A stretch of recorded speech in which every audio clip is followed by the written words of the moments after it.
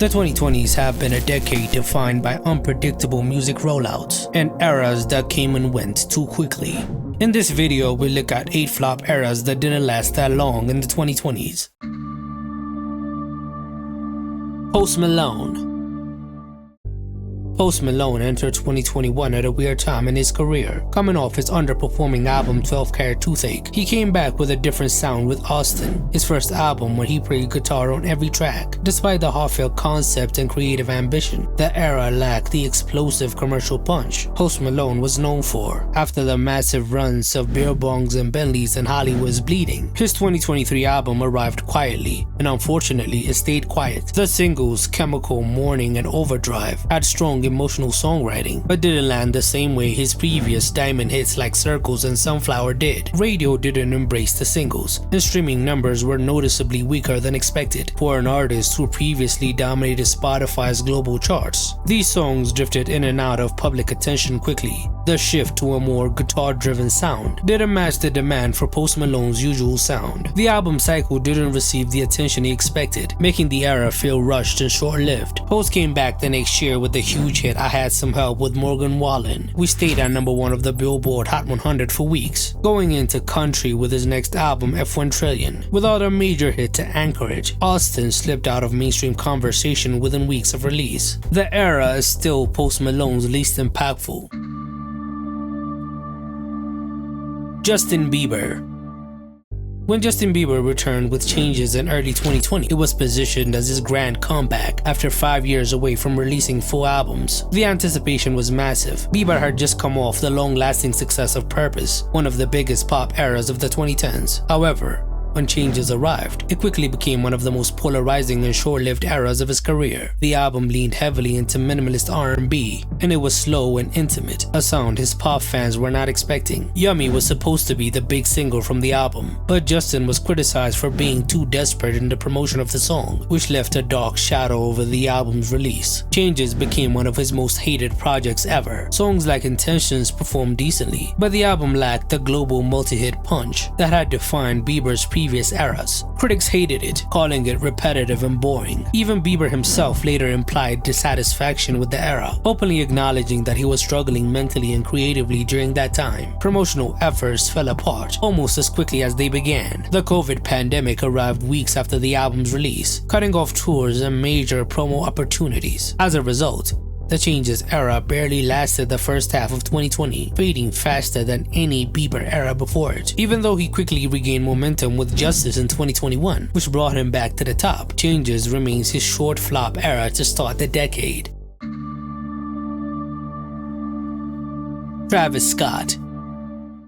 Before Travis Scott returned with Utopia in 2023, he went through a long, quiet era that felt like he was going to kill his career. Coming off the massive impact of Astroworld, he was at his commercial and cultural peak. Every feature, single, and appearance seemed to turn into an event. Between 2020 and 2022, that momentum slowed dramatically. A string of Lucy's and features failed to make noise, and several singles intended to launch a new era, Highest in the Room franchise and Escape Plan, didn't sustain the kind of traction that would lead to an album. What made things worse was the Astroworld Festival tragedy in late 2021, which left a black mark in Travis's career in a way no one anticipated. A lot of fans died at his festival, and in the media, he took the blame. Nearly all scheduled performances, brand deals, and endorsements were cancelled or paused. Travis went from being one of hip-hop's most visible figures to undergoing one of the most publicized events in recent memory. This dramatically shifted the trajectory of his career. For nearly 2 years, he operated in limbo, where fans were waiting for Utopia, but there was no clear timeline. The era didn't completely damage his reputation, as his core fan base never abandoned him. When Utopia finally dropped in 2023, it reignited his career instantly, erasing much of the stagnation that came before it. Still,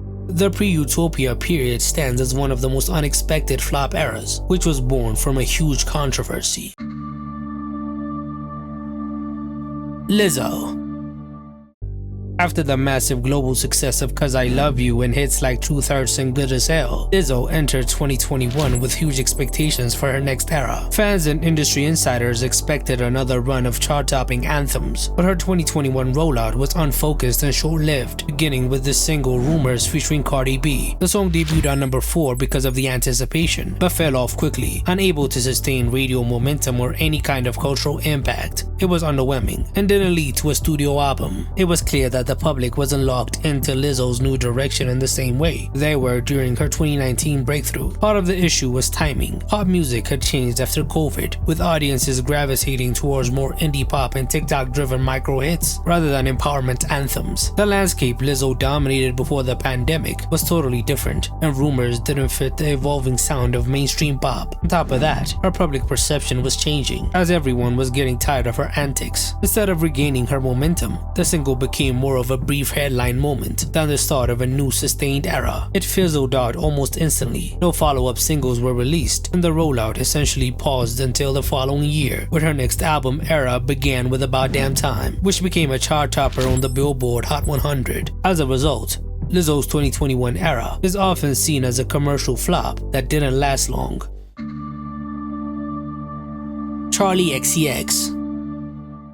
Charli XCX's "How I'm Feeling Now" was one of the first fully quarantine albums, created in just 6 weeks during the pandemic lockdown. The ambitious experimental project was something new. Critically, the album was acclaimed, as it innovated on that hyper-pop sound. It was called one of Charli's most forward-thinking works, solidifying her status as a pop innovator. But because of the era's weirdness and lack of conventional promotion, it never got mainstream success. Commercially, the era was short and quiet. With lockdown restrictions, Charli couldn't tour, and without music videos, she couldn't build momentum beyond her existing fanbase. Instead of a months-long pop rollout, the album cycle lasted only a few weeks, leaving little room for radio traction or chart stability. The project was celebrated by pop purists, but it didn't receive the push that her later eras did. "How I'm Feeling Now" was niche and leaned heavily into abrasive, glitchy production, and wasn't designed for the mainstream pop charts. This made the era feel short-lived. She found her groove with her 2022 album Crash, and finally had her mainstream moment with Bratz in 2024. In many ways, the era's flop status came from its commercial performance, but it is one of Charli's most critically acclaimed albums to this day.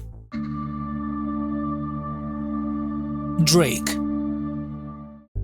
Drake's Honestly Nevermind is one of the strangest eras in his discography, a surprise pivot into house and dance music that divided fans instantly. Released without a traditional rollout, the album dropped unexpectedly and had mixed reviews. Instead of Drake's signature rap sound, listeners were met with dance beats and repetitive melodies, leading to one of the most polarizing first listens of the decade. While the album did well, it didn't live up to Drake's standards. The public response was bad, causing the era to lose traction quickly. What made the era feel like a short-lived flop wasn't just the numbers. Drake will always get good first-week numbers, but the immediate drop in conversation afterwards. The singles Falling Back and Massive never caught fire on radio, and aside from Jimmy Cooks, which succeeded largely because it was the only rap song on the album, nothing stuck. Drake barely pushed the album. The era began and ended within the year, overshadowed quickly by Drake's next collaboration project, Her Loss. Today, Honestly Nevermind is often remembered more for its surprise release and controversy than for its cultural impact.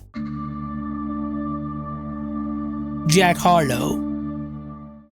When Jack Harlow released Jackman in April 2023, the project was a complete departure from his radio-friendly sound, clearly designed to prove he was more than just a pop rapper. Critics liked the vulnerability on the record, calling it his most mature project. The rollout, however, was intentionally minimal. No lead single, no traditional promo, and a surprise drop that focused more on rap than commercial strategy. But while Jackman received respect from his fans, the era evaporated almost as quickly as it arrived. With no big music videos and no-hit singles, it didn't have the longevity needed to remain in public consciousness. It debuted respectably, peaking at number 8 on the Billboard 200, but it couldn't sustain the momentum. In an era dominated by TikTok virality, the understated rollout didn't work. Also showed the challenges many 2020 artists faced. Switching from mainstream pop success to pure rap left Jack without his usual mainstream support. He followed the album up with his smash hit Lovin' On Me, which peaked at number 1 on the Billboard Hot 100. Jackman stands as a classic example of a good album that failed commercially, not because of its quality, but because of its lack of promotion. Kehlani. Kehlani's 2024 centered around her lead-up to the album Crash, which started with a handful of singles, which had promise, but became one of the shortest and most abrupt promo cycles of the decade. The music itself leaned back to her signature emotional R&B style, but it didn't connect with the fans. The album debuted at number 25 on the Billboard 200, selling 20,000 units in its first week. The singles didn't do well, with none of them charting high on the Billboard Hot 100. Radio support was minimal. Playlist placement wasn't strong enough to push the album, and promotion was inconsistent. Kehlani's rollout needed to be perfect in order to revive her fading mainstream career, but everything changed when she released Folded as a standalone single in 2025. It became a surprise hit, going on to peak at number 7 on the Billboard Hot 100. It has also been nominated for a Grammy for Best R&B Song. Kehlani's 2024 album Psycho simply didn't receive the industry push it needed. The era was kind of a flop, and it didn't even last a full year. Which flop eras that didn't last long in the 2020s did I miss?